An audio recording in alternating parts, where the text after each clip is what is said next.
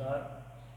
हम कक्षा 8 विषय विज्ञान का पहला लेसन फसल उत्पादन एवं प्रबंध कर रहे थे।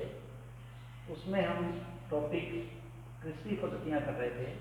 कृषि पद्धति के हमने 7 चरण ज्ञात किए थे। उन 7 चरणों के अंदर हम 4 चरणों की बात कर चुके हैं। आज हम 5वें चरण की बात करते हैं। तो कृषि पद्धति का 5वां चरण है खरपतवार से सुरक्षा। सबसे पहली बात करते हैं कि खरपतवार होता क्या है। खेत में मुख्य फसल के साथ लगने वाले अनावश्यक पौधे, अवांछित पौधे खरपतवार कहलाते हैं। इन खरपतवारों को हटाने की क्रिया निराई कहलाती है। बात यह है कि इन्हें हटाना क्यों जरूरी है। इनके हटाने के कई कारण हैं। खरपतवार मुख्य फसल के साथ प्रतिस्पर्धा करती है। इस बात में कि वो भूमि से पोषक तत्व, जल, वायु, प्रकाश आदि फसल से ज़्यादा इस्तेमाल करती है और उसकी वृद्धि फसल से पहले होती है। इसलिए वो फसल से उसे प्रतिस्पर्धा करनी पड़ती है। इस कारण फसल कमजोर रह जाती है। अतः हमें खरपतवार को उठाना जरूरी होता है। इसके अलावा कुछ खरपतवार मनुष्य तथा पशुओं के लिए विषैले होते हैं, जो हानिकर या दुष्कर प्रभाव डालते हैं, इसलिए उन्हें हटाना पड़ता है। और कई बार तो जब फसल पककर तैयार हो जाती है, उसको काटना पड़ता है। उस कटाई में भी बहुत बड़ी बाधा खड़ी हो जाती है, इसलिए पहले ही खरपतवार को हटाना पड़ता है। खरपतवार कैसे हटाते हैं? खरपतवार हटाने के लिए सबसे पहले जुताई का काम किया जाता है। जैसे कि हमने पढ़ा था, फसल लगाने का पहला चरण ही जुताई था, जिसमें किसान खेत को तैयार करता है। उस तैयार करने में जो खरपतवार होती है वो हट जाती है और वो मिट्टी के अंदर मिल जाती है। वहाँ अपघटित होकर वो एक खाद के रूप में काम आ जाती है। तो इसलिए जुताई के रूप में भी खरपतवार समाप्त होती है। कुछ खरपतवार को हाथ से हटाना पड़ता है, उखाड़ते हैं, और कई जगह तो खुरपी और हेरों से उसको हाथ से पकड़ते रहते हैं और काटते रहते हैं। इस खरपतवार हटाया जाता है। खास बात ये ध्यान देने की है कि खरपतवार को कब हटाया जाए। खरपतवार को हटाने का सबसे अच्छा समय है कि खरपतवार में पुष्पन और बीज बनने की क्रिया हो, उससे पहले ही उसे हटा देना चाहिए। खरपतवार को हटाने के लिए खरपतवार नाशियों का इस्तेमाल भी किया जाता है। खरपतवार नाशी क्या होते हैं?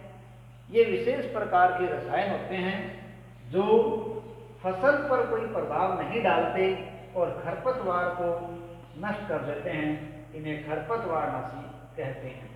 जैसे 2,4-D, 3,5-T, ये कुछ विशेष प्रकार के खरपतवार नाशी है जिनका स्प्रे या छिड़काव खेत में किया जाता है, जिससे खरपतवार नष्ट हो जाते हैं और फसल बची रह जाती है। लेकिन इसमें छिड़काव के समय कुछ विशेष सावधानी रखनी चाहिए। क्यों?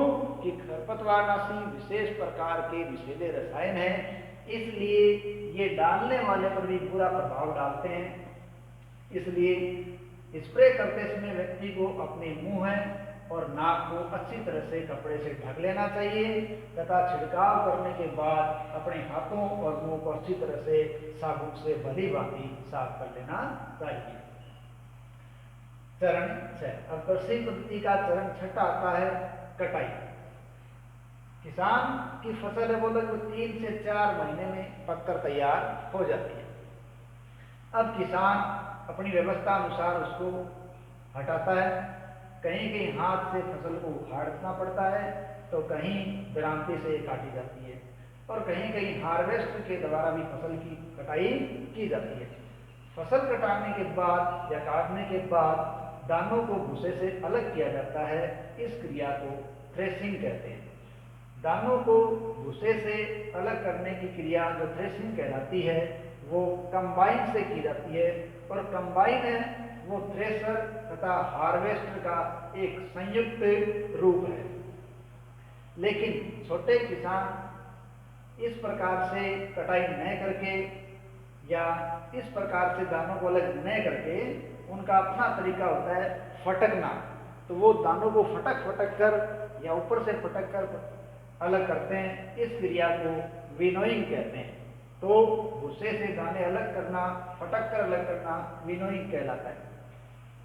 कटाई के बाद एक विशेष कहीं कहीं घटना देखी गई है कि जो बचे हुए अवशेष होते हैं उनको लोग जला देते हैं। तो उसे कभी भी बचे तने के अवशेषों को जलाना नहीं चाहिए, क्योंकि वो बहुत ही बड़े वायु प्रदूषण का कारण बन जाता है। कटाई पर देखिए, किसान बड़ी मेहनत के साथ फसल लगाता है और 3-4 महीने उसको सींचता है, तब जाके उसे फसल प्राप्त होती है। और हमारे भारत के अंदर जैसे हर्षोल्लास का समय होता है, उसी प्रकार फसल है वो एक बड़े हर्षोल्लास का प्रतीक मानी जाती है। और फसल कटाई पर अलग अलग क्षेत्रों में अलग अलग प्रकार के त्यौहार मनाए जाते हैं। इनमें कुछ त्यौहार जैसे होली और दिवाली ये पूरे भारतवर्ष में मनाए जाते हैं। पोंगल ये तमिलनाडु की तरफ मनाया जाता है। बिहू असम की ओर मनाया जाने वाला त्यौहार है। बैसाखी पंजाब हरियाणा के क्षेत्रों में मनाया जाने वाला त्यौहार है। और इसी प्रकार नबान्या ये उड़ीसा और बंगाल की तरफ मनाया जाने वाला कटाई का त्यौहार है।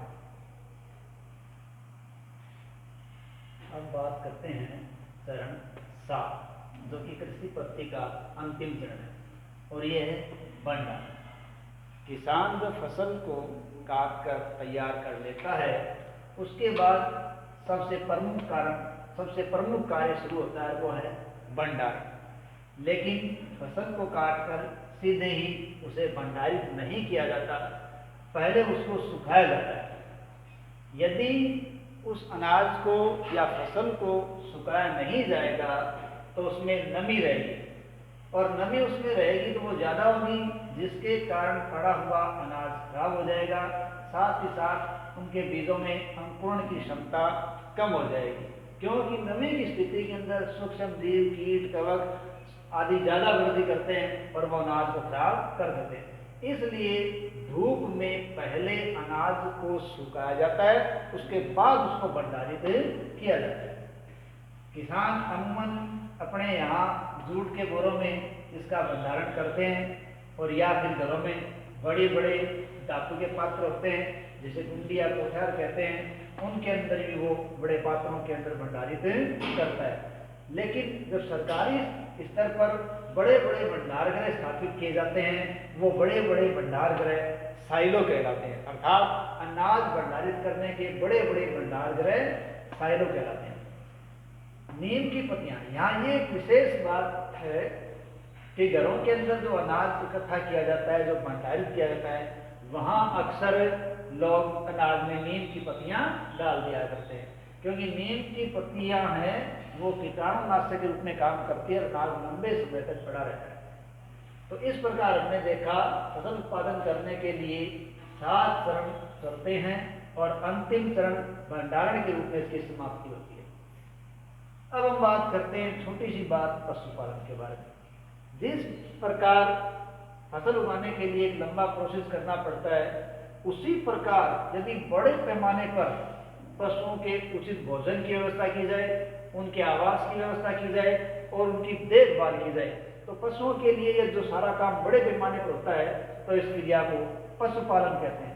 और आजकल पशुपालन के रूप में मछली पालन का व्यवसाय एक बड़ा उत्तम व्यवसाय नजर आ रहा है, और इसका काम बढ़ता भी जा रहा है, क्योंकि मछली से कोड लीवर तेल प्राप्त होता है। इस कोड लीवर तेल के अंदर विटामिन डी बहुत अधिक मात्रा में पाया जाता है, इसलिए मछली एक उत्तम खाद्य रूप में तथा तेल के उत्तम स्रोत के रूप में देखी जाती है। धन्यवाद। तो इस प्रकार हमने कक्षा 8 के विज्ञान विषय का पहला पाठ है फसल उत्पादन और पनवन, उसका हमने अध्ययन किया। किस प्रकार फसल लगाई जाती है, कौन कौन से चरण होते हैं, किस किस प्रकार की फसलें हैं, तथा अलग अलग क्षेत्र के अंदर अलग अलग उस उपलक्ष्य में त्योहारों की बातें हमने की। इस प्रकार हमने एक बड़ी प्रक्रिया के रूप में फसल उत्पादन क्रिया देखी, और एक छोटे से रूप में हमने पशुपालन की स्थिति देखी क्योंकि हमारे 8वीं क्लास के कोर्स के अंतर्गत इतना ही दे रखा है, इसलिए ये विशेष बात मैं आपको बता रहा हूँ। एक मैं छोटी सी बात आपको बता देता हूँ। इसमें हमने जो 7 चरण देखे हैं, तो इस 7 चरणों को बच्चा भूलकर भी अलग अलग न करे, बल्कि इनको क्रम से ही याद करे।